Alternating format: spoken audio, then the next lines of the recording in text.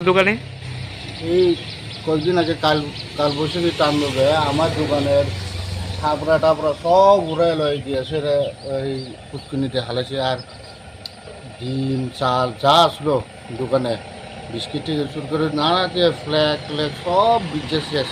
প্রায় 2-2.5 লক্ষ টাকার মাল সব করতে শেষ। তা এখন কি চাইতেছ?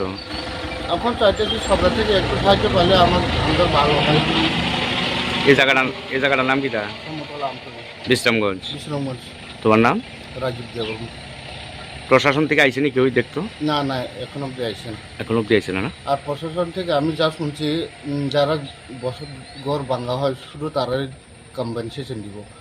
দোকান টোকান ব্যাপারে এখনো কিছু সিদ্ধান্ত হয়েছে না? সিদ্ধান্ত হয়েছে না। তাহলে কিভাবে আবার ব্যবসাটা চালু করবা? সব তো নষ্ট হয়েছে। এটাই সরকার থেকে আশ্বাস রাখছি, কোনো কম্পেনসেশন পাইলে ভালো হয়।